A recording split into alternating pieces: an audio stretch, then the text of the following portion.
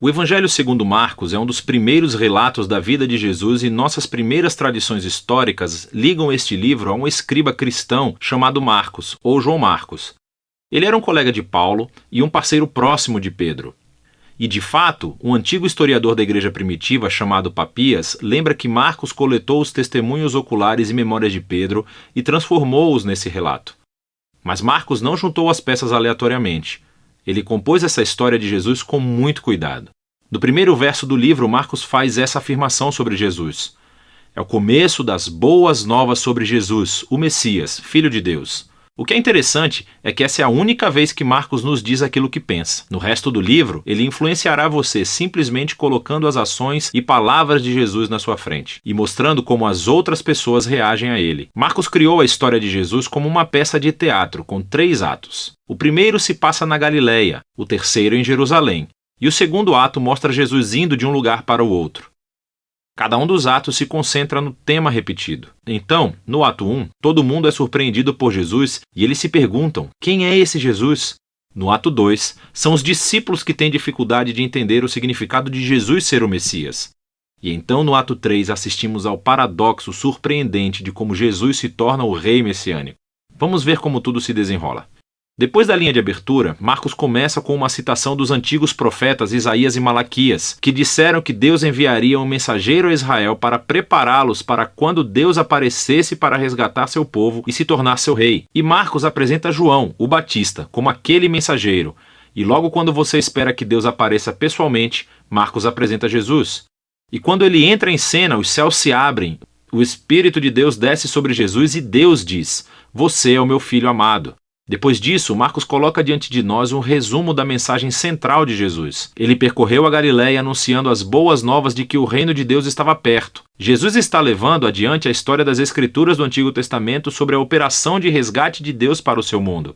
Através de Jesus, Deus está restaurando o seu reinado sobre o mundo, confrontando e derrotando o mal e o seu domínio sobre a vida das pessoas, e assim, convidando-os a viver sob seu reinado seguindo a Jesus. A partir daqui, Marcos apresenta um grande bloco de histórias mostrando o poder de Jesus ao trazer o reino de Deus. Ele mostra Jesus curando pessoas cujos corpos estão doentes ou quebrados, ou sobre a opressão de poderes espirituais obscuros. E Jesus até faz algo que, para o povo judeu, só Deus tem o direito de fazer. Ele perdoa os pecados das pessoas. E as ações de Jesus aqui produzem respostas bem diferentes. Então algumas pessoas o seguem e se tornam seus discípulos. Outras pessoas não sabem o que pensar e outras ainda o rejeitam completamente, especialmente os líderes de Israel, que o acusam de blasfemar contra Deus e de ser um fortalecido pelo mal. Mas Jesus não se surpreende com essas respostas. De fato, ele chama a atenção para elas. No capítulo 4, Marcos colecionou muitas parábolas de Jesus sobre a natureza oculta e misteriosa do reino de Deus. E Jesus diz que a sua mensagem é como a semente que cai em diferentes tipos de solo. Alguns são receptivos, outros não.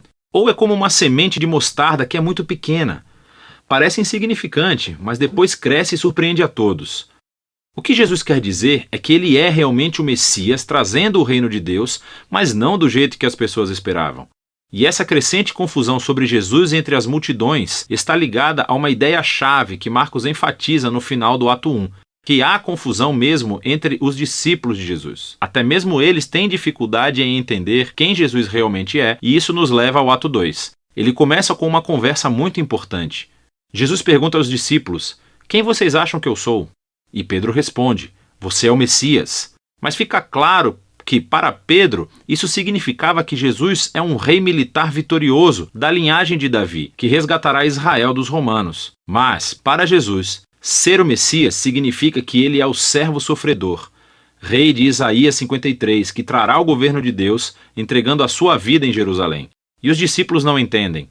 Eles acham que seguir o rei Jesus significa fama, status e importância, e Jesus deixa claro que segui-lo é como morrer, como carregar a sua própria cruz. Significa rejeitar a violência, o orgulho e o egoísmo e dar a própria vida pelos outros em atos de serviço e amor. Ele repete a mesma conversa outras 2 vezes. E tudo isso culmina na declaração importante de Jesus de que o Filho do Homem não veio para ser servido, mas para se tornar um servo e dar a sua vida pelos outros. Ainda assim os discípulos não entendem. Eles respondem com confusão e medo. E assim, aqui no ato 2, Marcos escreveu outra história importante que ecoa a introdução do livro. Jesus leva 3 dos seus discípulos até uma montanha e de repente se transforma. Ele está brilhando com luz e glória e uma nuvem o envolve. Agora, isso é como a glória do Deus de Israel que apareceu há muito tempo atrás no Monte Sinai. E então os 2 profetas que estavam na presença de Deus no Monte Sinai, Moisés e Elias, aparecem ao lado de Jesus enquanto Deus anuncia de novo: "Este é o meu filho amado." Colocando essa história no meio de todas essas conversas no ato 2,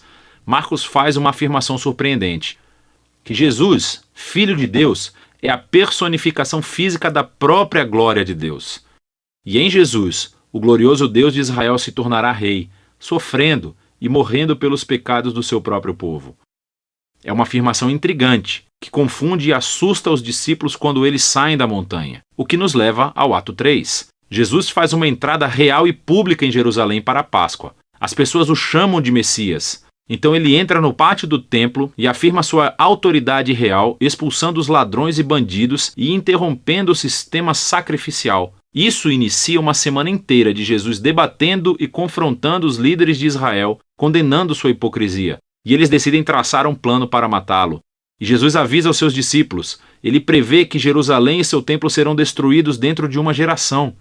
E os seus discípulos serão perseguidos como ele, até que ele retorne um dia para trazer o reino de Deus por todo o mundo. E tudo isso leva à última noite, quando Jesus toma a sua última refeição de Páscoa com os seus discípulos. Uma refeição simbólica que contou a história da libertação de Israel da escravidão através da morte do Cordeiro Pascal. E Jesus toma esses símbolos e lhes dá um novo significado. Eles apontam para a libertação do pecado e da morte que acontecerá através da morte do Messias sofredor. A partir daqui, a história avança para a prisão de Jesus, o seu julgamento perante os sacerdotes de Israel e o governador romano Pilatos, tudo isso resultando na crucificação de Jesus. E culmina em uma cena-chave, que reflete as cenas importantes dos atos 1 e 2. Exceto que dessa vez, não é uma nuvem que desce, mas sim as trevas.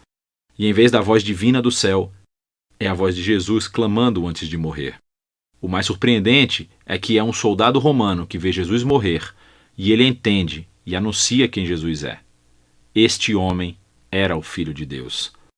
Ele é a primeira pessoa na história a reconhecer a afirmação chocante sobre a identidade de Jesus, que é o Filho crucificado de Deus, que é o Messias, Jesus de Nazaré, que morreu pelos seus amigos e pelos seus inimigos. Depois disso, o corpo de Jesus é colocado em um túmulo, e no primeiro dia da semana, 2 mulheres do seu grupo de discípulos vão ao sepulcro e descobrem que o túmulo está vazio e que a pedra havia sido removida. E um homem angelical informa que Jesus não está aqui, que ele ressuscitou dos mortos. E então ele ordena que eles sigam e contem a boa nova de que Jesus está vivo para os outros discípulos, que ele os encontrará de volta na Galileia. As mulheres ficam muito assustadas. Marcos diz que elas fugiram do túmulo aterrorizadas, sem contar a ninguém, pois estavam com medo. E é assim que o livro termina, com os discípulos de Jesus mostrando o mesmo tipo de medo e confusão que concluíram os Atos 2 e 1. Agora, se você olhar a Bíblia, verá que o Evangelho de Marcos tem mais coisas no seu final, em que Jesus aparece e fala com seus discípulos. Mas há também uma nota dizendo que este final não faz parte do livro original. E isso só é encontrado em manuscritos posteriores, menos confiáveis.